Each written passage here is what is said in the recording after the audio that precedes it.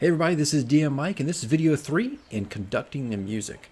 Now the first two videos quickly looked at how we can overplay our hand in music. In other words, just playing it way too much to the point where it's just ad nauseum and it's drowning out and it just becomes white noise. The second video looked at where we could purchase a lot of our music, and I suggested about 5 to 6 sites there that you could go to find pretty unique stuff. The third video is going to try to help you the best that I can to decipher and try to look at your outlines and figure out where to place the music, because that's really the most difficult part. Now, this is going to be a short video, guys, pretty pithy, because it's very difficult for me to, it's impossible for me to know how you structure your stories, what your outlines look like, what your players enjoy, what even you as the DM like to do, right? So those kinds of things right now, it's impossible. So I'm going to be pretty straightforward with this.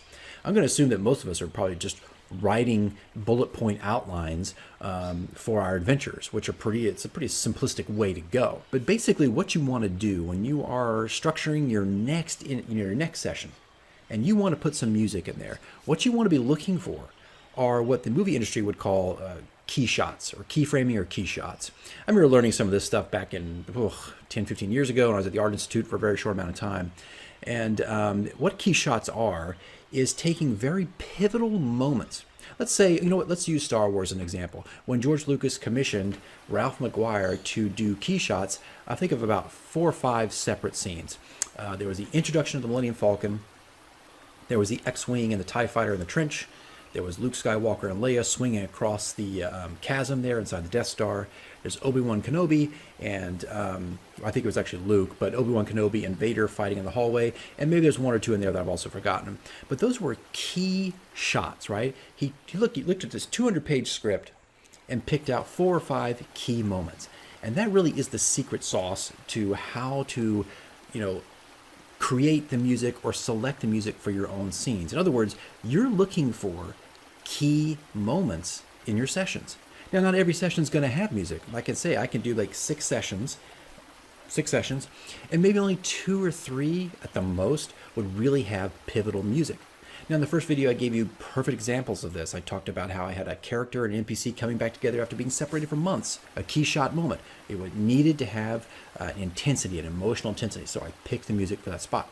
The second one was where a lot of the players went down to the Dragon Shrine, where that NPC had been captured and was being held prisoner down there. They came after months of tracking her down and, had a big encounter. That was another key shot moment. So that's what you basically want to do. However you are structuring your stories, you want to look for these key moments. Now, to be honest, a lot of it's a gut-checking kind of stuff. Does it feel right to put music here? Is this a strong moment for the players and characters that you want them to remember for the rest of their lives, or for the rest of the campaign?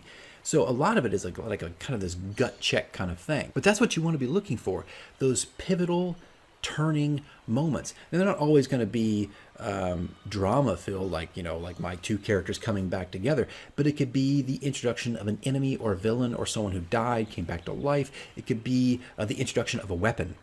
Like in my case, when they walked into the dragon portal for the first time, it was almost like, if I could just give it, a Star Wars analogy, like the Luke Skywalker and them coming upon the Millennium Falcon for the first time, right? That was a pretty key moment. It doesn't seem like a big deal, but it was for my players in the campaign.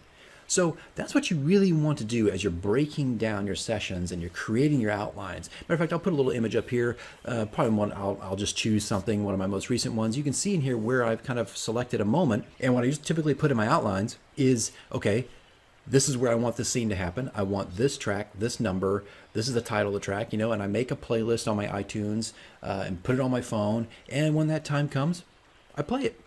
And that's it. And there's a little more to that. I mean, you have to know the music. You got to know its beats. You got to know its crescendos. You got to know when it's going to get quiet. So you can kind of talk through those things. You're describing stuff and you're describing a feelings or emotions. That's kind of the same thing, right? Emotions or the situation, right? It's a lot of, I don't want to say it's a lot of work, but it is some practice there, and understanding your music, understanding the track that you're playing, and kind of tapping into those overtones to express narrative to your players. In other words, just talking through that music and really heightening that scenario, whatever the case may be. So I hope, guys, that helps you a little bit. It's hard to elaborate too much on that because I don't know how you do anything on your, when you're designing an adventure. But I could tell you, and I think we do this really naturally as DMs, we kind of plan a bunch of stuff out, or we want certain stuff to happen. And then we find like, oh, I really want this to happen. Like, like this dungeon or this villain to enter. That's a pretty good indicator of where you probably need to put music.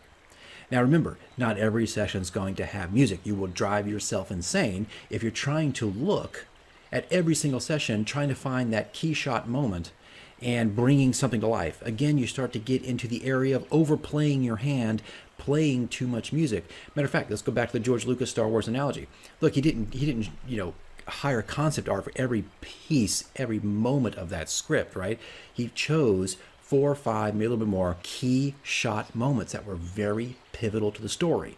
And if you can just kind of keep that in your head, that is the perfect analogy and the perfect way to think about your own outlines and how you're structuring your stuff. Just look for those key shot moments. And then you'll have to spend some time, arguably you will have to spend some time looking at your music, listening to that music and picking out just the right one, and it takes some time like anything else we do as DMs. All right, guys, that's it. That's all I got for you today. So the next video will be my first soundtrack recommendation. I thought I was going to do it, but I really wanted to get this out. I felt like it was important that you were able to at least get an idea of how I do it, how I kind of approach selecting music. And of course, it's going to be different for you and your players. Their key shots are going to be unique to your table. The ultimate thing is go with your gut. Go with your gut. And 9 times out of 10, you won't be wrong. It'll be perfect. All right, guys, that's it. That's all I got for you. Next video will be the first soundtrack recommendation, which I've already picked out. All right, guys, I'll see you in the next one.